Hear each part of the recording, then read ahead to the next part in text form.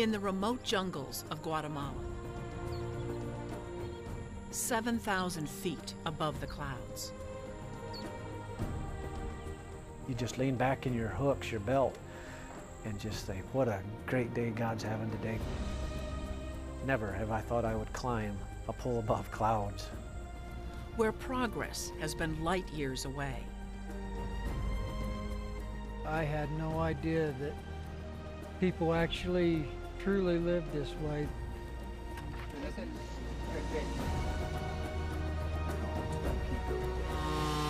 32 Hoosier linemen challenge gravity, Mother Nature, and terrain, offering more than hope. It's opening a door that they don't realize what it can give them. Creating more than change. It would be really nice to come back in a few years to see what it is now, and what it turns out to be in the future. Bringing power to the people.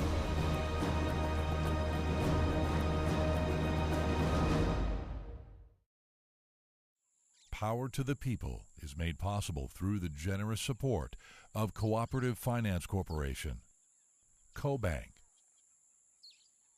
the National Rural Electric Cooperative Association, and the NRECA International Foundation. They come from the heartland, from towns of close friends, with values of community and family held even closer. Neighbors, husbands, and fathers. Working in one of the most demanding and one of the most dangerous jobs in the world. They are the first to restore some normalcy. When sudden evil rips the normal away. Henryville, March 2nd.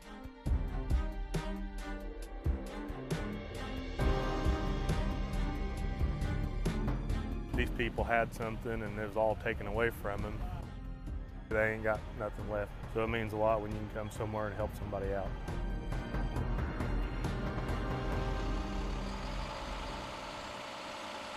The call often comes in the middle of the night.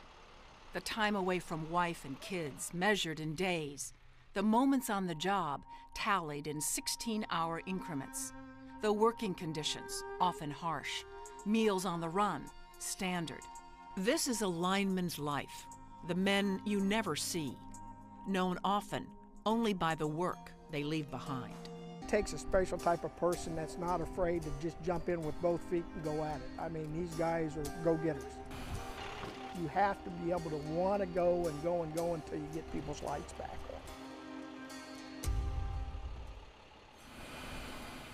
These men have shouldered the burden in blinding snow and bitter ice, and at disasters like Hurricane Katrina, any place there is a need. But where Gavin, Jordan, and 30 other Indiana volunteers are heading next is uncharted territory. It's one thing to restore power to people who have lost it. It is another thing to bring it to people who have never had it. For more than 50 years, the National Rural Electric Cooperative Association's International Foundation has been making electric power a reality in developing countries. It's taken weeks of training and a year of planning. Some of those are 700-foot spans, guys. That's a lot of weight. And it goes down a valley and back up the other valley to get to the next pole. Well, you got to get that. Organizing $500,000 of equipment and manpower. But now, Indiana co-ops are sending the largest volunteer crew in NRECA history.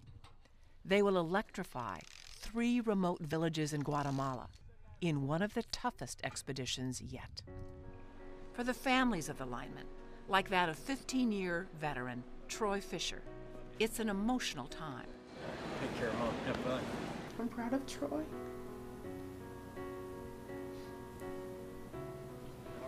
I'm scared. It's just fear. It's the unknown.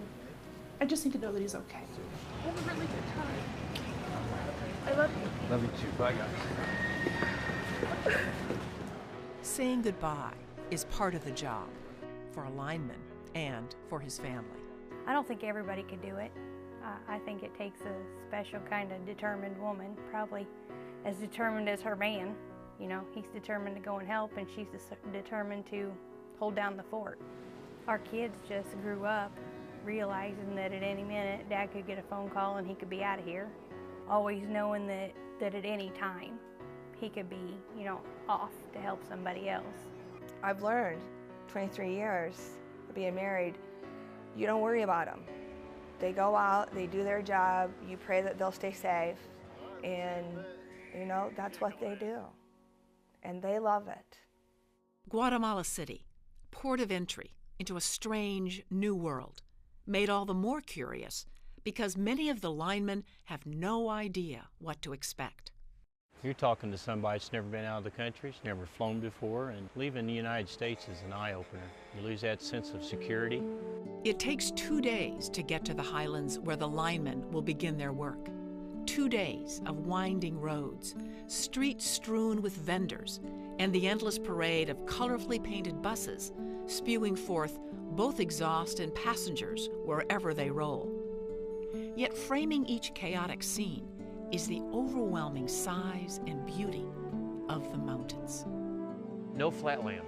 I was surprised that it's just mountains. I mean, mountain after mountain after mountain. I mean, right on top of each other.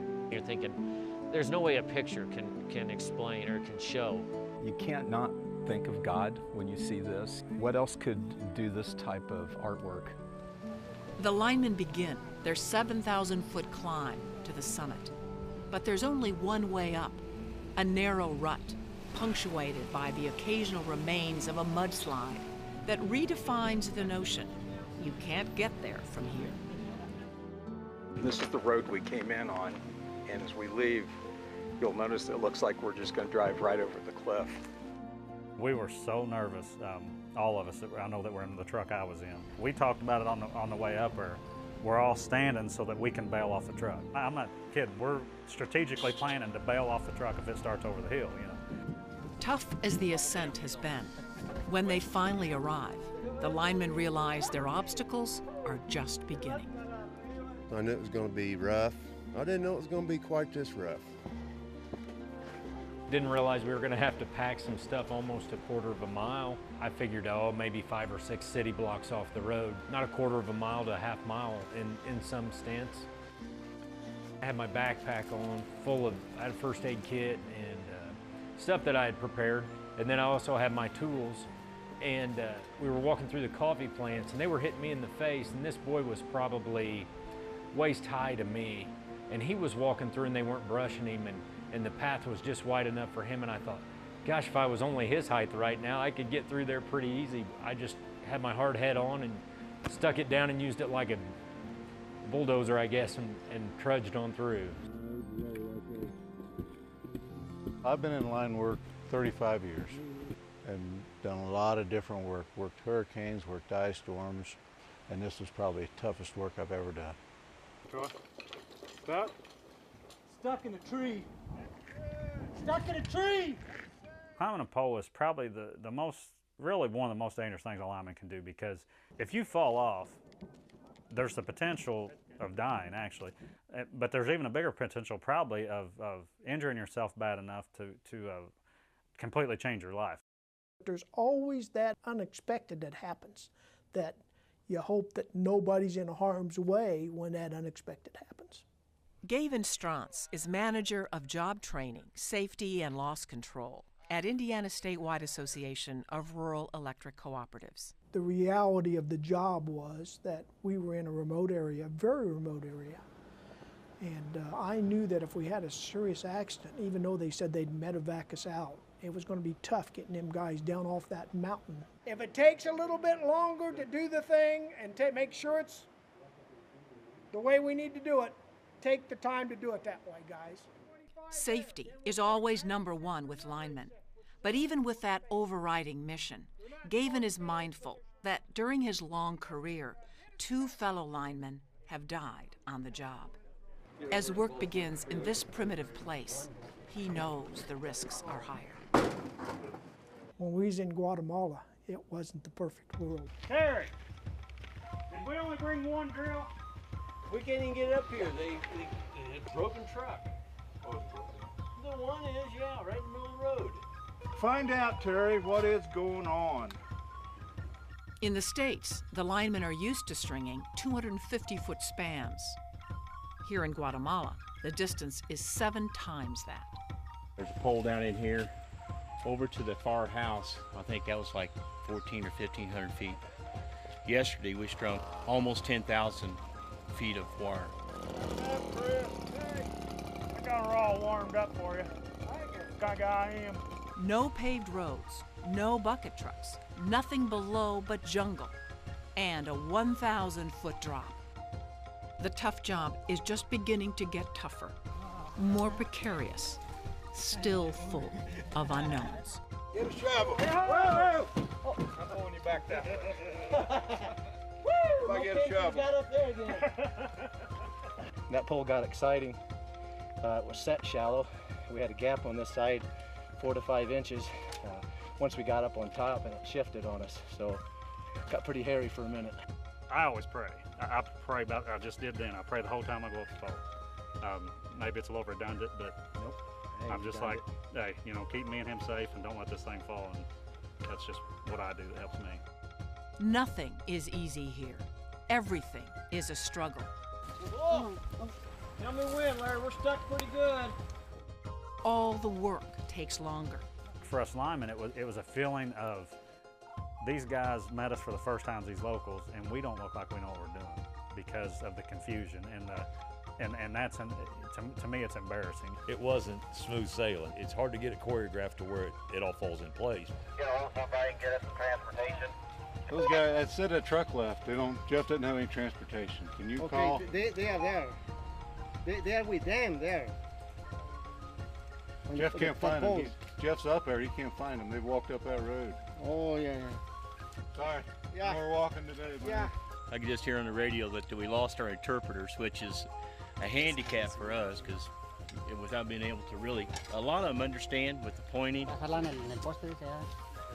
but trying to get it down to what pole specifically to go to is a problem. What do you call it?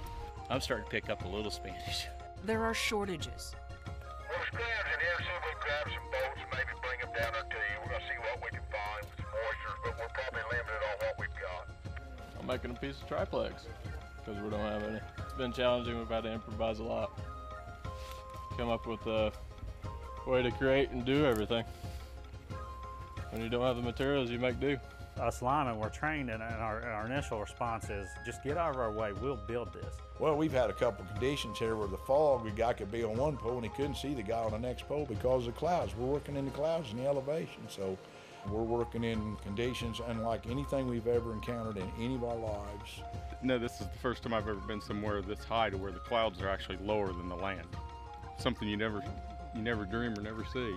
We have fog back home, but it feels much different when you get to walk through a cloud. It's an odd feeling when you get to breathe that air, a coolness that comes into your lungs. I like that. You didn't tell us that. I wasn't worried about you to help. I was on the pole, and as I was working, I was getting close to finishing, and you could hear the thunder rolling in, the clouds coming from behind me, and I heard a big crack of thunder.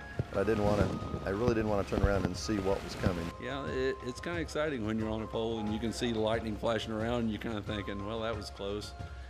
But I didn't feel anything this time. That near was closer, and I didn't feel like, oh, I felt that one.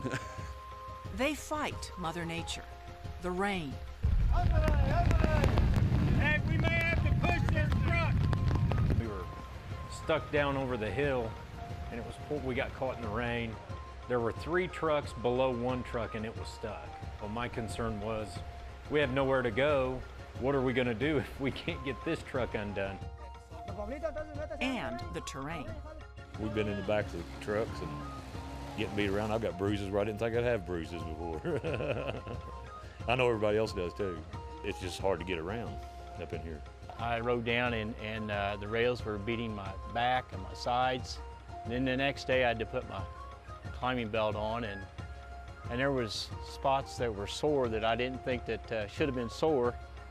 They were bruised up from that ride. Materials running short and time's running out, so there was just about every day I didn't feel like we were going to complete everything we wanted to complete. That was our constant worry, and I think it was their constant worry too, is are we going to have enough material to do the job that we looked these people right straight in the eyes and said, yeah, we can do that. We promised these people and we need to do it, and then that makes us work a little bit harder and turn it up a notch. I mean, I've been in the Marine Corps and went through their boot camp, you know, went on all these storms, but I mean, this is the first time they're like, you get no equipment. You know, you're down there with a shovel and your own hooks. The first week seemed like we already been here 2 weeks. Out in the field, the frustration builds. Today's been a rough day. Everybody's temperament's starting to go just a little bit, because you could tell everybody's starting to get frustrated. We don't have anything, Monitor, to work with. They take off with all their tools, sticks, and everything. Why? There's no excuse, Dennis. There's no reason to pull these other ones out until you get one out. You knew that. Patience and perseverance. Honestly, I didn't have that the first 3 days. I was wanting to dominate them tough times myself. Yeah, felt horrible. I actually did lose my temper that day and felt horrible about it, and I apologized to the ones that was by me that was humbled again. Injuries, illness, insects, tempers fray, doubts grow. Will they finish what they started? They are linemen. Let me tell you what, you tell a lineman they can't do something, I guarantee you they're going to get the job done. Base camp in Hoya Blanca. A river runs alongside the compound that provides 4 to-a-room shelter. Its constant rush, changing with the rain and the winds, providing an underscore to the sounds of early morning. They got the jelly, I got the peanut butter out. We're going to head out, we're going to get a good day's work, let's be safe. Terry, you want to lead us off a word of prayer? All right, bow our heads. Heavenly Father, we want to thank you again for all you've done for us. We certainly appreciate you watching over and protecting us, and we hope you'll continue to be with us during our journeys. We ask that you continue to watch over our families and protect them in our absence. We ask all this in Jesus' name as we pray. Amen. Amen. Go to work, guys. The linemen have only 30 days to defy the odds and accomplish the mission, to string 20 miles of wire and bring power to more than 1,000 people, men, women, and children, who've been waiting their whole lives for this, who've been promised electricity before, only to be betrayed. Just amazing how they put corn on the side of the hills like that. Yeah. Just unbelievable. With each trip up the mountain, a new lesson is revealed about the people and their mystifying culture, so unlike home, so unlike anything. We were riding in the back of the truck, and there were 2 locals that were riding in the cab, and they stopped all of a sudden, and we couldn't figure out why. And we looked off to the side of the truck, and there was this armadillo running up the bank of the hill, and it didn't have a chance because the gentleman jumped out of the car or the truck before he could even stop, and he chased it down the mountain. And we couldn't figure out why, but what we found out is that what they do is they raise those baby armadillos up to a certain size, and they eat them. They are so big, the mountain people tell the interpreters upon meeting the men from Indiana. And to people living lives cut off from an outside world, an initial feeling of awkwardness is mutual.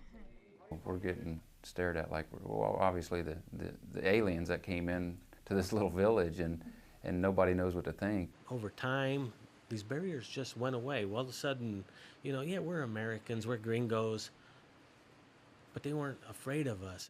I think the turning point was probably seeing the amount of work that the village people themselves were going to do, because these Guatemalan people, I have to tell you, they work tremendously. Their work ethic is unbelievable. Seeing these guys set their heels in, seeing the Guatemalans set their heels in, together as a team we were forced to reckon with.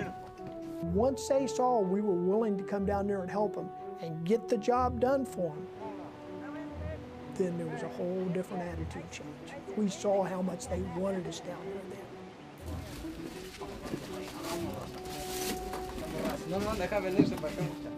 That one there weighs about 1,100 pounds. They're small but mighty. I've watched them today, well, just like the transformer. They would pick that up, 4 guys picking up a 300 or 400 pound transformer and carrying it in terrain that's hard to walk with nothing on me. And they would just bebop down the trail like it was nothing. They were going to get that transformer there no matter what. And it was amazing. They knew how they wanted to rig it, and they took off. That shows right there their ethic, their work ethic, and their determination to get something done. And it's this unexpected strength and the astounding eagerness of the Guatemalan people to work side by side with the Americans that humbles the linemen. They're amazing people. To see what these men accomplished. You seen them carrying that pole up that hill the other day. I didn't even feel like a man after watching that. The stuff that they did was brutal, with carrying the poles and digging the holes. They did the hard stuff. They could clear a path to them machetes faster than somebody could with a chainsaw. Those guys headed down that hill and the trees were just a-falling and you could hear it. It was something to see. They're great. If it had been for them, we wouldn't have got a lot of this work done.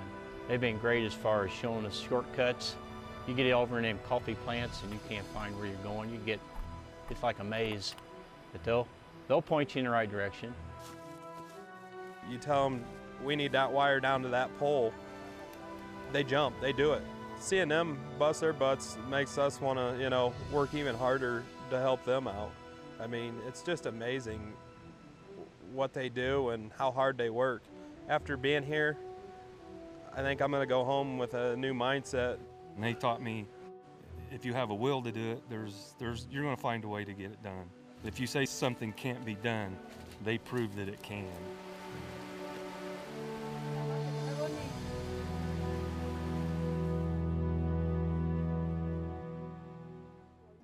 A quiet respect grows. We feel very happy because we know these people have come to actually work. They are hard workers and we have supported them a lot because we can see that they work hard. They are setting an example for us, how we can help other people too. We did not know how to do that before. Working side by side has brought the people of 2 continents together, closer than could either have anticipated. Yet for the linemen, every day also brings with it a sobering reality. How bad the living conditions are here. I don't think anybody in the States realizes that there's still people here with nothing more than a tin roof. No windows, no doors. I've given my lunch away several times, because they need it worse than we need it. Guatemala is a country with many needs. 2/3 of its people live below extreme poverty. Almost 3 out of 4 children under the age of 5 are malnourished. In fact, Guatemala has the 4th highest rate of chronic malnutrition in the world. The indigenous Mayan and Quiche eke out a subsistence living here in the Cuchumatanes Mountains.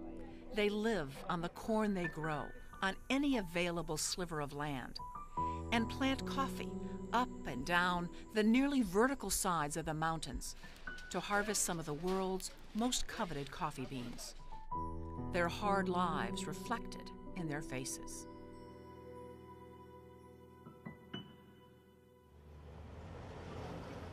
Because poverty is never far from the surface, the country hosts scores of international humanitarian efforts, like these Boston College students from Timmy Global Health, or the Alfonso Eye Clinic in San Cristobal.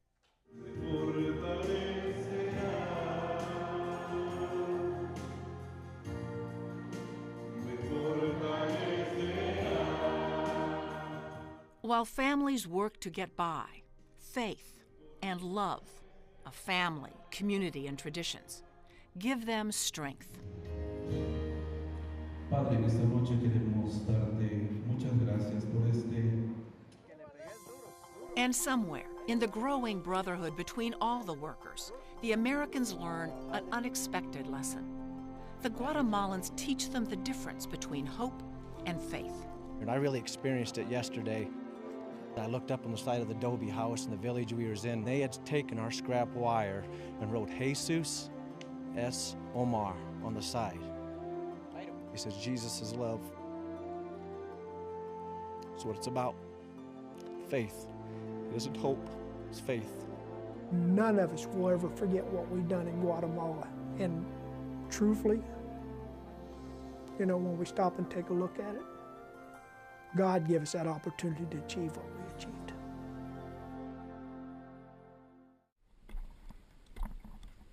Although they are more than 1,100 miles from the nearest corner of the U.S., the linemen's thoughts are never far from home. Today's news: Hurricane Isaac has left the southern seaboard in ruins. I just wonder how all the linemen down there are doing. Waiting for Jeff to complete work at the top of the pole, Bobby, Todd, and Gary become reflective. The conversation drifts to the Gulf Coast, the familiar crisis call at midnight. You get done about 2. Been there, done that so many You get called at 2:30 or so and back up and at it. It drains you mentally. It's part of it. Most people don't understand it though. I think your stomach gets upset down here on Guatemalan food. Getting up in the middle of the night and trying to get adjusted for those long weeks, storm weeks. Yeah. Well, your stomach really gets twisted. My wife and kids know that when it starts to storm, you know, they give me a hug or a kiss and say, we'll see you when you get done. My wife and kids have suffered a lot, but they, I appreciate what they do or put up with. Those are the words I was looking for. I appreciate what they put up with. Yeah. She's a good lady. I've got a good one. And it is a way of life for sure. That caring part, you know, you don't. I don't care what you pay a lineman to get out of bed at 2 o'clock in the morning to battle an ice storm or put lines back up where a tornado's completely taken it 2 or 3 counties over. Yeah, you could have said no to all that, and not that it's above all that other. That it's that more important. But somebody needed you that much more at that time. This is more than a way of life that brings these men together. It is a brotherhood. We got each other's back. We watch out for each other. It's a family. It's a special family. It's not blood family. I think we're all a little crazy.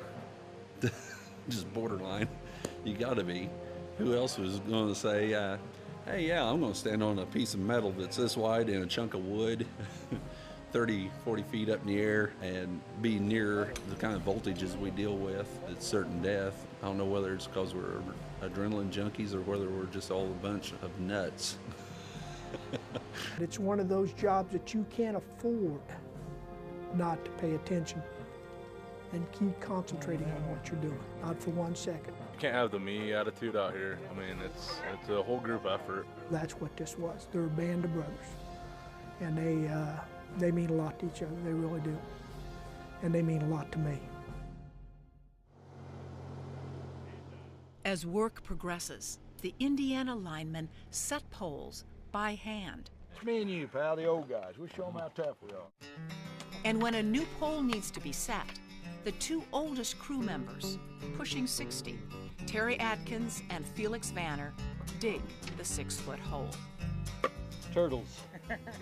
But all that is just a precursor to an unimaginable task. Raising the 35-foot, half-a-ton pole from horizontal to vertical, using the only tools they have: manpower, cooperation, and determination. We had to set several poles by hand down there, and setting poles by hand's a little unique compared to using a piece of equipment. Feel them stairs vibrate, this big fat guy's coming down. We're not standing under it, you notice. Oh, thank God! If there is one person whose energy never seems to wane, it is Terry Atkins. Always quick with a joke, or sometimes the good-natured brunt of saying. His good-natured enthusiasm seems boundless. Turn that camera off for just a second. Even in the toughest of days, it's the joking back and forth that's kept body and soul together. His is bigger than mine. Bobby was once a radio DJ when in school. About 7,000 to 8,000 feet in the air. Clouds are a little low, but not too bad. We can still have pretty good view of the scenery, and the trees are looking nice. It's a cool 75 degrees. Thanks for visiting Hoosiers Power the World, Guatemala. Way to go, Bobby. That was good. That was good. That sucked. Just try to keep the best attitude and keep the guys up and going. They might get down or something like that. You just got to try to pick them up and joke around. I mean, there's a lot of joking around that goes on at work and things like that. I mean, that's how you have fun with what we do. If you don't have fun, it's not fun. Wouldn't be worth being in this business. She is known as Abuelita, little grandmother. The lines in her face tell the story of the hard life she's led. The wood smoke damaging her lungs and eyes. Bernarda Dia Lopez is 59 years old. It is very hot. I have bad eyesight. I can barely see. I am diabetic. We have to cook on this kind of stove. We can barely afford to eat. Well, it aged her at least 20 years. The smoke from cooking in that house and the breathing that in their lungs, and it is a very hard life. Her children and grandchildren have already anticipated the big moment. For when the lines and poles they've watched zigzag up and down the peaks and gorges will finally reach here and change their lives. That's good, Miner. It's going good.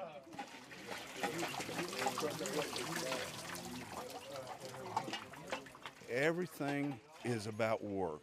There's no leisure time. You either work or you don't eat. See these people work every day for something like this, for just one light. I mean, it's amazing. Most thing I like about it is when you get done and the people, you know, how grateful they are for us to work in the conditions we do and turn the lights on. That's what it's all about. 8 days after the linemen arrive, Abuelita's house is the first to be electrified on the mountain. This will be a moment linemen and villagers will never forget. I'm not a carpenter. I don't build churches. I don't build schools, but I can build a power line. When we lit them lights up, saw everybody's face, that made everything worthwhile. You hear stories from years ago when people first got lights, and you thought, well, these people are going to experience that. It's something that'll last with me forever. It's probably one of the most rewarding things I've ever done in my life. We left knowing that it's going to make it a lot easier in the future for those people. We can see now. Thank you so much for everything. God sent you here to help us. We are very happy now that we have light. In the second village, it's the story of Rosa Sanchez that becomes the favorite among the linemen. Like Abuelita, she grew up in candlelight and wood smoke. And also like Abuelita, she has waited patiently for the dream of electricity for 72 years. A lot of the people up on the mountain, you don't see them smile very much. I had her flip the switch. She turned around and she had a big smile on her face. We knew how grateful she was, and they all hugged us. The whole family hugged us, and that's what we came for. It was very humbling, very humbling.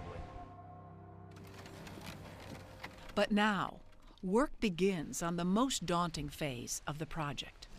Tucked far up in the mountains, the people of village number 3, Nueva Esperanza, had been told not to expect any miracles, that the Americans might not be able to reach them.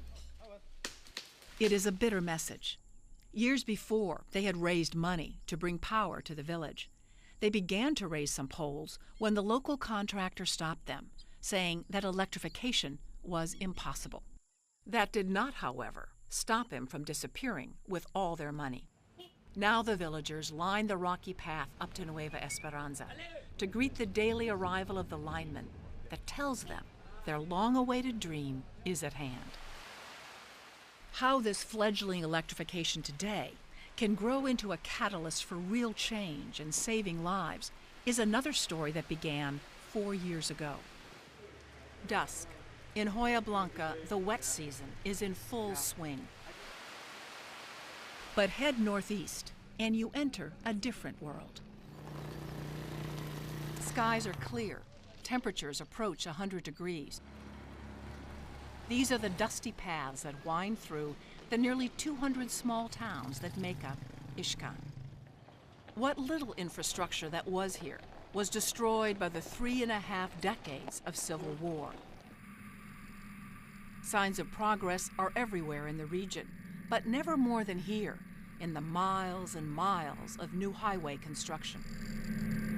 Once the trip from Ixcan's capital, Playa Grande, to the city of Coban lasted 7 hours. Today, with luck, you can make it in 3. Before 2008, several expectant mothers from Ixcan who needed emergency surgery were sent to Coban because the clinic here could only provide nighttime critical care by generators that ran 3 hours a night. Some died in transit.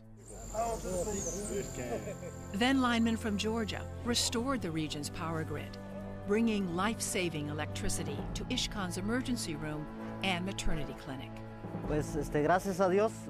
Thank God, since the introduction of electricity, we've been able to see patients at any hour of the day. We can do a cesarean section on a pregnant woman without the risk of taking her to the operation room without electricity. There used to be more maternal death here. If someone is in danger, here anything could happen, and generally maternal death is a bit elevated. Neonatal death too, and now it's gone down.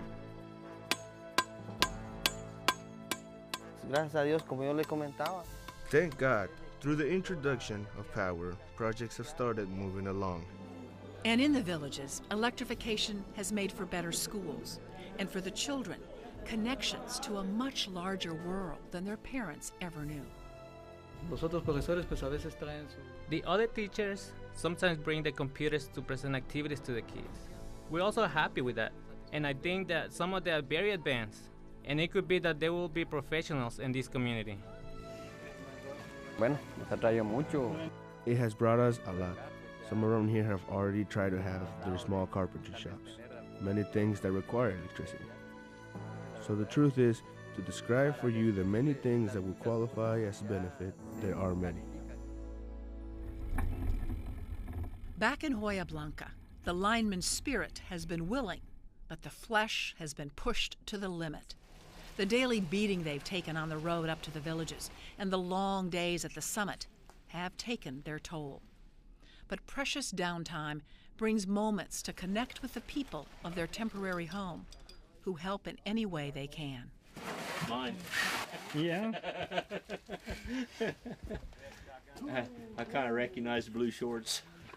In the humid air of Central America, blue jeans and cotton shirts won't dry, and base camp becomes a jungle of its own, with clothes waving in the endless breeze of drying fans.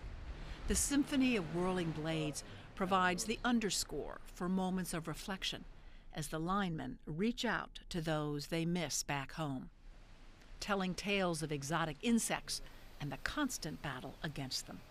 It itches a lot, but it's getting better. It's drying up and finally going away.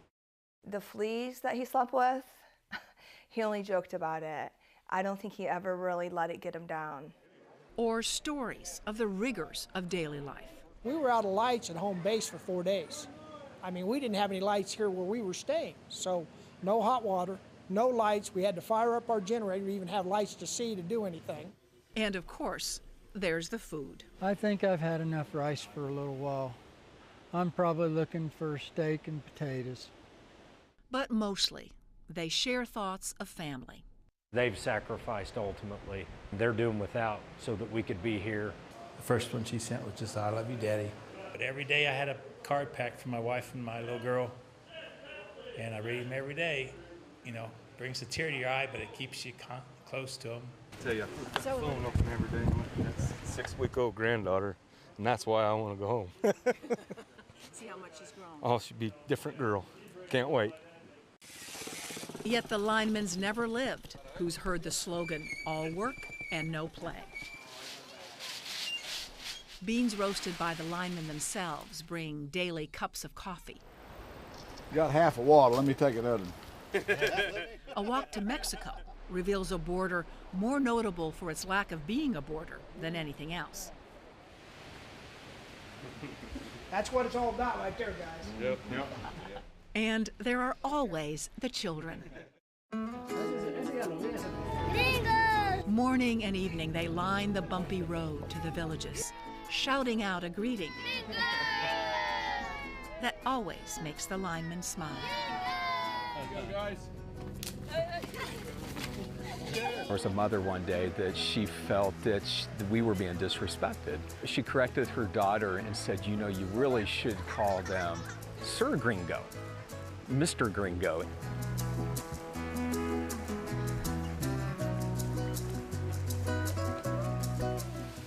They are everywhere, playing with toys, begging for attention. Jeremy's even taught them his famous Coyote on the Plains call.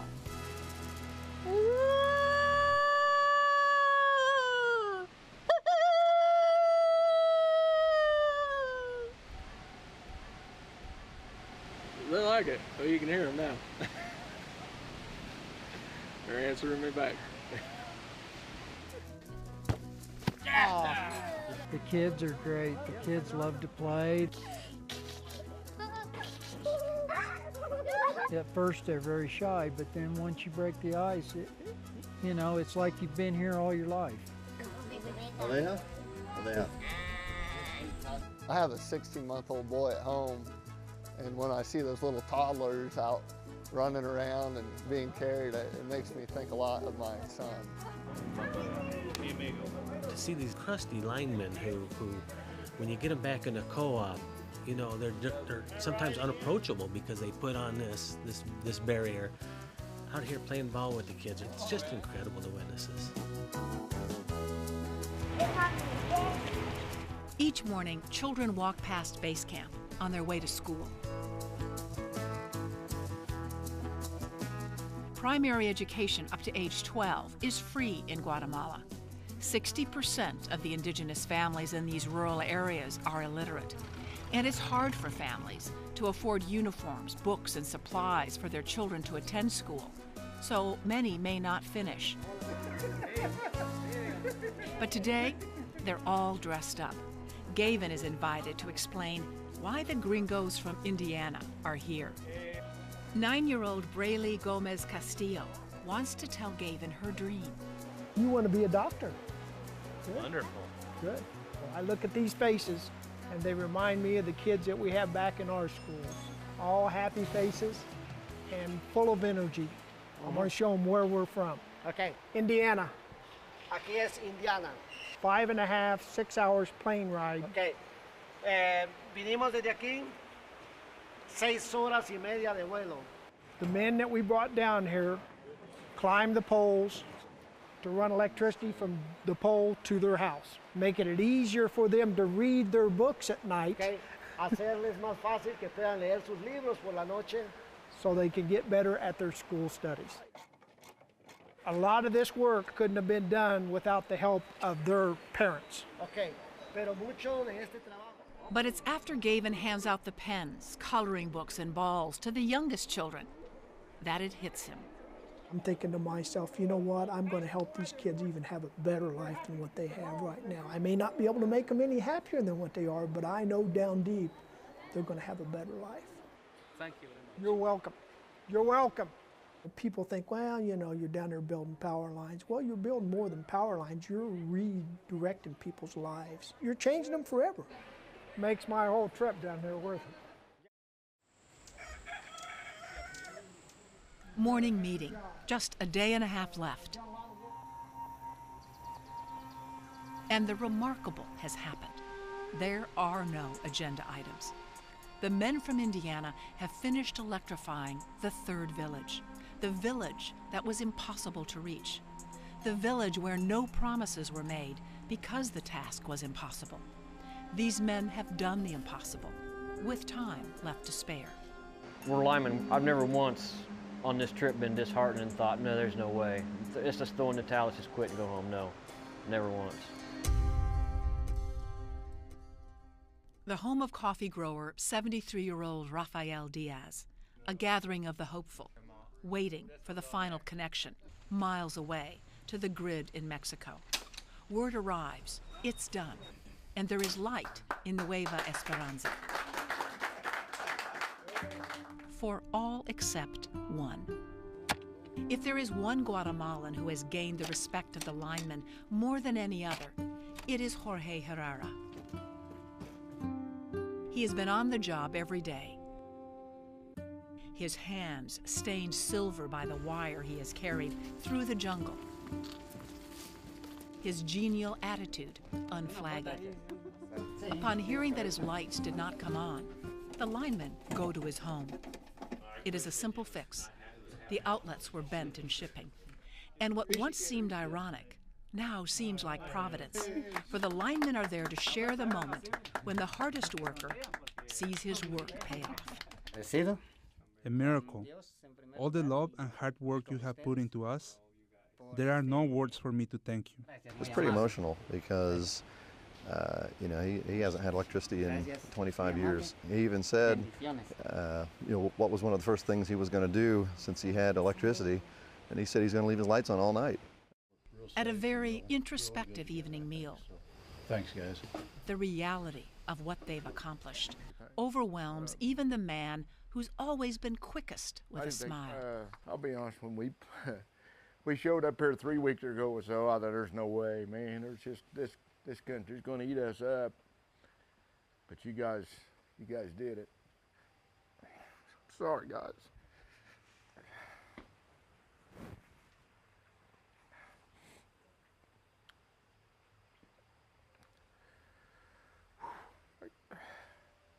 I got to see what my grandfather did in '39. Like 73-year-old man today. Pulled that switch for the first time in his life. And that's why we're here. And don't let anybody take any of this away from me, because they can't. Because we did what not anybody and everybody can do. And don't forget that either. You guys did one hell of a job. My hat's off to all of you. But I can't believe that we were able to get a crew like this. Everybody actually come together as a team. It was awesome to see. I'd work with any of you guys anytime. We're told to let our light shine before men that they may see our good works. And I think we've done that here, guys. We've let the light shine, literally. It's a special night for another reason. Bob Palmer's birthday. Congratulations, Bob. What better place to spend it?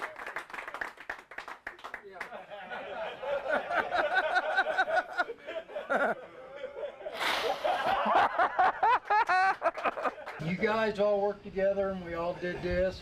You guys have given me the best birthday present ever. And that's to see these lights come on today on my birthday. How many of you would come back?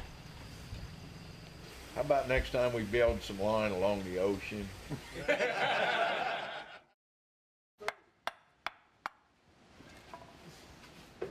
These wooden pallets have carried wire, transformers, and tools from the States. Today, they will carry some hope into these mountains. The day before, the linemen strung wire to a shack, barely larger than a tool shed. And in a world that has already shown them unimaginable poverty, what they found inside stunned them. No furniture, a father incapacitated by epileptic seizures, a mother blind, a little boy, and a girl, 6 years old, her head shaved because of lice, her toes sticking out of shoes that have been too small for too long. She does the caretaking, the cooking, the survival of her invalid parents and her little brother resting on her tiny shoulders. It was very humbling. I'd never seen anybody live like that. I've never seen it firsthand to be that sad. You have no idea. It was something very heartbreaking. When we left that place, I cried like a baby because it was just hard to see. My son's probably a year younger than this little girl, and I can't imagine the amount of responsibility on my son that this little girl has. We decided that evening we're going to buy him a pair of shoes And then it turned in, well, we'll buy him some clothes too. So we bought him each an outfit and a pair of shoes. We bought the mother a pair of shoes because hers were worn out, and her father a new pair of boots. And then we decided to buy, collect a bunch of food to give to him. And so the linemen return, bearing gifts, their handmade table filled with food and presents for the children. It is then that hope is replaced by heartbreak. The linemen learn that the family with nothing will lose even the nothing they cling to. They are being evicted. We took up collection between all the guys, which is $100 American, and gathered that and to pay that off for them. So that's one less thing they have to worry about. Yet it is not until the night before they leave Hoya Blanca that the men from Indiana learn that their generosity has inspired the entire town to help the family. The elders from the church come up, and they had heard what the Americans had done. And they wanted to pray for us. You could see a tear or two coming down the cheeks of those linemen. And linemen are pretty tough, let me tell you. They're a unique breed.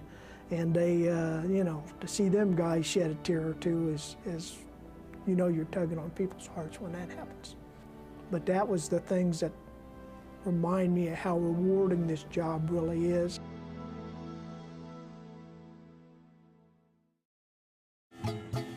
Buenos amigos americanos.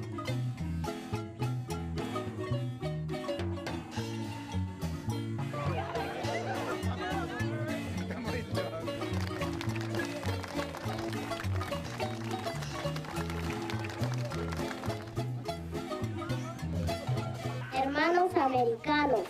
You Americans, you are our brothers. They showed so much appreciation.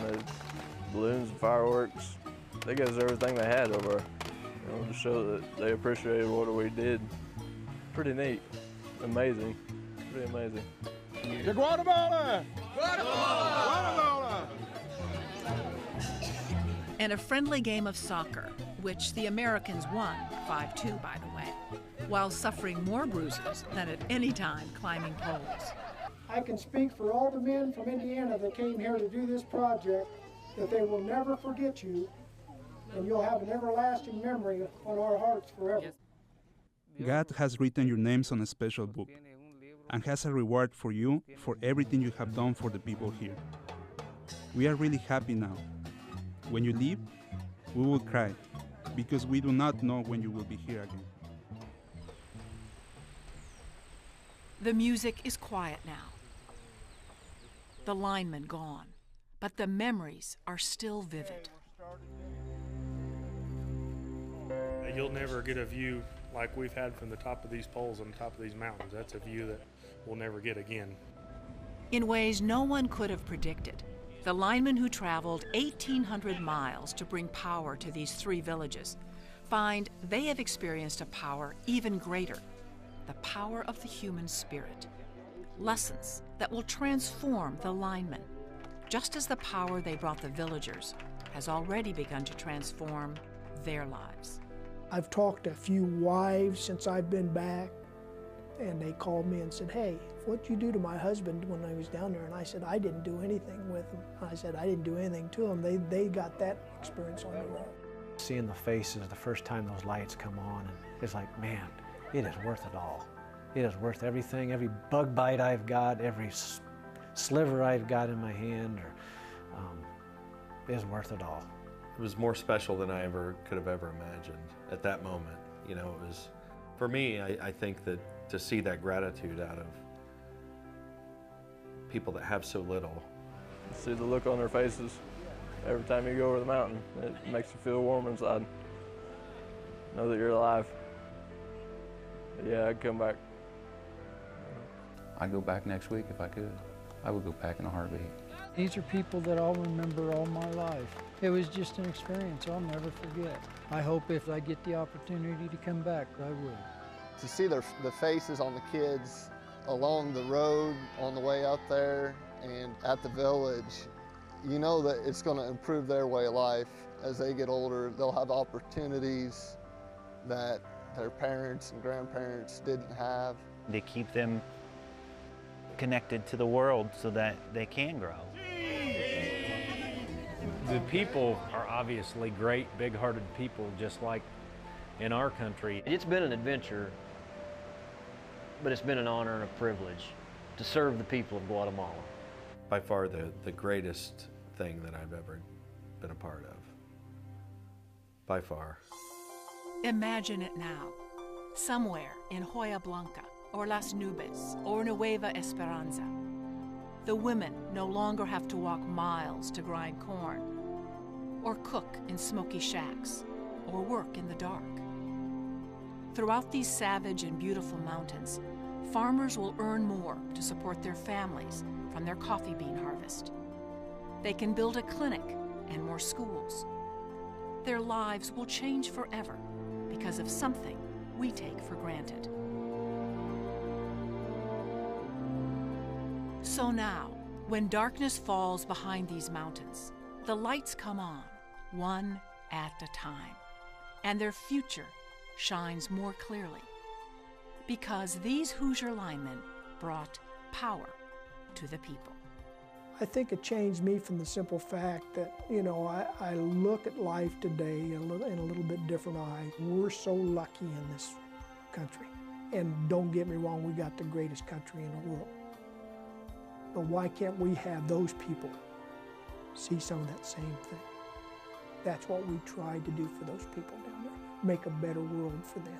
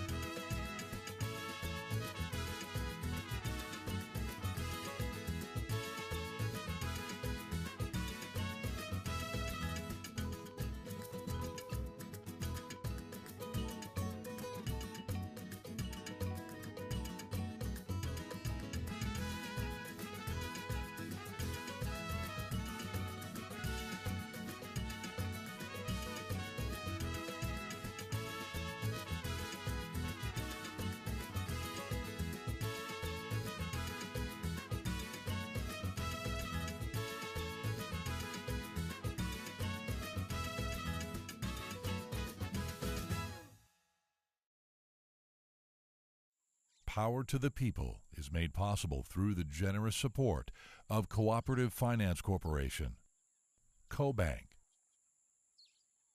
the National Rural Electric Cooperative Association, and the NRECA International Foundation.